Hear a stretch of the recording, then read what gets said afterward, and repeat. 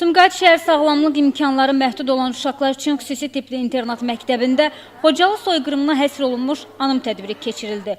Öncə Xocalı şəhərində qətlə yetirilən insanların əziz xatirəsi bir dəqiqəlik sükutla yad edildi. Tədbiri giriş sözü ilə açan məktəbin direktoru əməkdar müəllim Ayət Kərimova Xocalı dəhşətləri haqda tədbir iştirakçılarına ətraflı məlumat verdi. Bildirdi ki, Azərbaycan xalqı 200 il ərzində erməni millətçi şovinistlərin davamlı olaraq etnik təmizləmə, deportasiya, soyqırım siyasətinə məruz qalıb. Xalqımız tarixi torpaqlarından qovulmuş, qaçqına, məcburi köçkünə çevrilmiş və bütün bunlar ermənilər tərəfindən kütləvi qırğınlarla müşahidə olunub. Ayət Kərimova bildirdi ki, Xocalı faciəsi öz amansızlığına, qəddarlığına görə bəşər tarixində qanlı iz salaraq təkcə Azərbaycan xalqına qarşı deyil, bütün insanlığa qarşı yönəlmiş faciədir.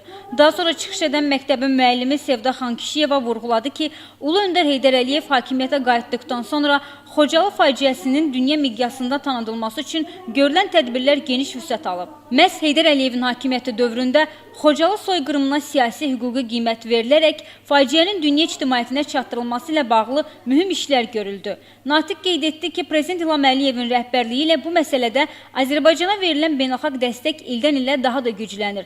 Dövlət başçısı Azərbaycanın milli problemlərinin beynəlxalq səviyyədə çatdırılmasına, erməni vandalizminin ifşasına xüsusi diqqət ayırıb. Digər çıxış edənlər Xocalı faciəsinin Azərbaycanın unudulmaz, dəhşətli və qanlı günlərindən olduğunu söyləyərək ermənilər tərəfindən törədilən qırğının ağır nəticələrindən danışdılar.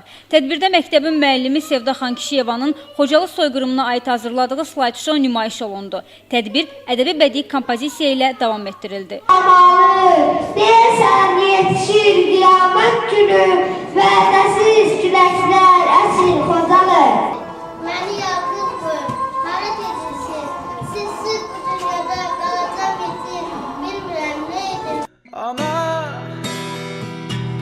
mən şəhid oldum, yerin gözəlidir, təki ağlama, canım, canım sevgilim, bağışla məni, səni tək qoydum, vətən sağ olsun. Gülə Əliquliyeva, Elbrus İsmailov, Dünya TV.